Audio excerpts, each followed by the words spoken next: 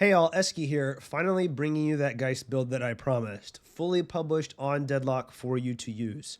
So before we get started here real quick, let's just go over the build UI. So I know my camera is blocking it and I apologize for that, but up in the top right, we have browse builds here. So you'll click browse builds.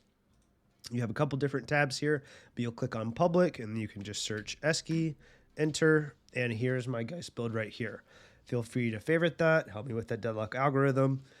And thank you to the whoever published the old build.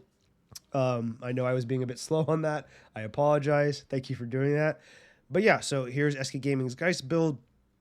You can click on this. That will make it your active build. And then anytime you come back to the shop, it'll be right here ready to go.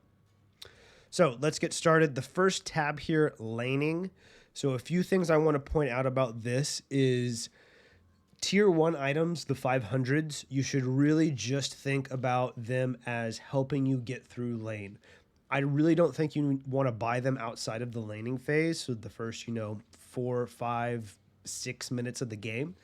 And you really don't want to buy too many of them because the more that you buy them, the more you're delaying your core items, your 1250s, your 3000s. So a couple notes here. I like to buy weapon damage items early because your cooldowns are a lot longer in the early game, and the majority of your damage at that point is coming from your gun. So I like to usually buy weapon damage items first.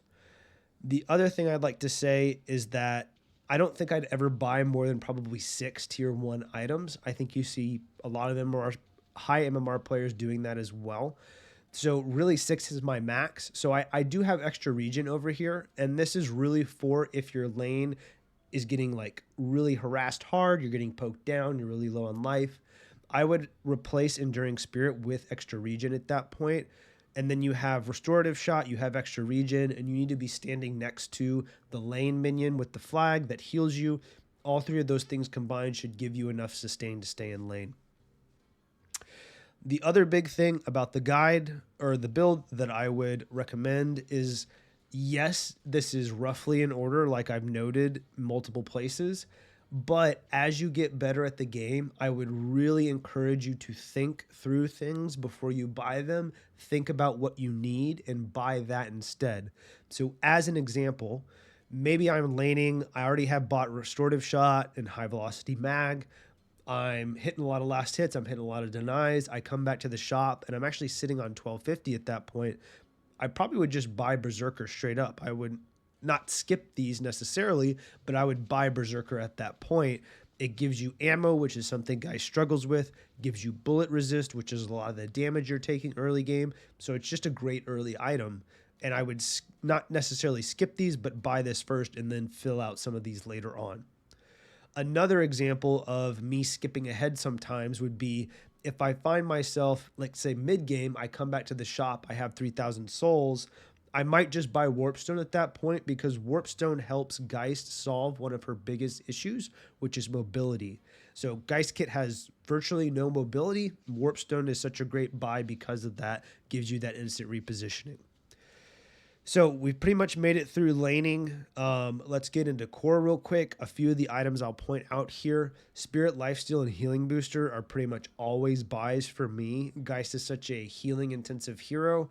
And if you guys watch my previous Geist video, I was rushing Leech a lot because at that time, Leech had healing reduction resist on it, but actually Valve has moved that now to Healing Booster. So basically, people are going to buy items like Heal Bane against you to reduce your healing, but you can buy Healing Booster to counter that. So really, as you get better at the game, as you're playing better players, they're almost always going to buy something like a Heal Bane or a Decay to counter you. So you really need to buy Healing Booster to offset that healing reduction. The only other one I think that is important to note here, actually probably 2 more in core, Improved Burst. This is your big spirit damage power spike. So this is a perfectly viable item to rush as well. You go back to the shop, you're thinking to yourself, hey, I need more spirit damage, Improved Burst, buy that. I think Headhunter is a nice item to have. You're already buying High Velocity Mag, so it's a natural upgrade, but I would say it's more of a luxury and can be skipped sometimes as well. So if we go down here to late game, Leech, I think, is still, in my opinion, the best 6,300 item on Geist. Once again, I will sometimes come back to the base after I've been active on the map, and I'll just be sitting on 6,300 souls, and I'll just straight up buy Leech because it has pretty much everything guys could want in a single item. So really great buy, almost always my first 6,300.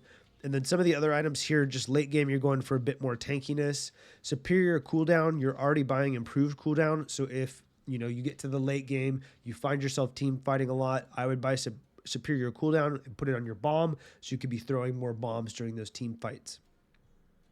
Another thing to note here, I don't know if you guys have been seeing it, but as I hover over items, if you see the little blue box at the bottom, those are notes that I've made.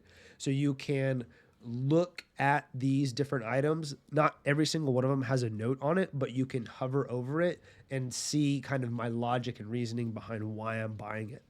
And I think this will be especially helpful down here in this section. So this is situational and luxury items, meaning that you're super late into the game at this point. Some of these items are just luxury buys where you're like, hey, I want a lot more damage. I'm going to get some weapon damage. Maybe I want a spiritual overflow or a frenzy. Some of them are more situational. Healbane, for example, if I'm up against a hero like Abrams or Lash that have healing built into their kit, I think Healbane's a great buy. I honestly find myself buying Healbane a lot. Return Fire and Suppressor, these are great items against characters like Wraith or Haze that are going to do a lot of their damage through their left click. Really great items to defend against that and then slow them down with some fire rate slow. Debuff Reducer and Debuff Remover, these are great against heroes like Pocket, for example. His ultimate is applying that debuff to you. Great item to counter Pocket. Unstoppable. Unstoppable is a great item to counter CC. So let's say the other team is like Mo and Krill, for example. They want to ult you. Well, in the team fight, before they have the opportunity to do that, you pop Unstoppable and they're not going to be able to ult you anymore. Knockdown is going to help you with heroes like Vindicta or Grey Talon that are flying. Geist can really struggle with those because they have range. She doesn't have the mobility to reach them. Also cannot scale and get, a lot of verticality. So knockdown would take them out of the air. The other big counter, especially in low elo, would be countering 7 ult. So you can get like Silencer or something, but if you try to silence 7 during his ult, it's not going to work. The way to counter him during his ult would be buying knockdown. Suppressor and Mystic Slow, if you against some left click heroes, good buys. Improved Reach, I have it on here just because you're buying Mystic Reach. I honestly probably don't really buy it unless I'm completely slot locked and I have Mystic Reach still and it's like, hey, sure, I'll upgrade to Improved Reach. If I had to choose something to put it on, it'd probably be either my ultimate or my bomb. I'd probably choose my bomb just because it widens the radius and makes it easier to hit your bomb on multiple characters. Finally, the final two here, Mystic Reverb and Escalating Exposure. I really am back and forth on these, and if someone has the math on this or has a lot of experience buying these items, which one is actually better on, guys? I'm not sure. I think Mystic Reverb is cool because you would put it on your Malice and then you'd be proccing the passive a lot. Escalating Exposure obviously is giving you a big damage amp and it has some bonus health, some spirit resist, which is going to make you tankier. I really find myself, I think, buying Escalating Exposure more, but Mystic Reverb I'm sure is a pretty good item as well. So these are really your two big spirit damage late game buys if you're looking for that. So that is kind of the build, guys. I hope this was helpful. I hope you enjoyed it. Please give me any feedback you have. If you buy different items than me, let me know. I think one of the great things about Deadlock is there are different ways to build heroes.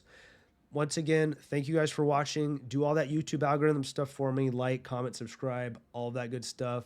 And I will see you in the next one.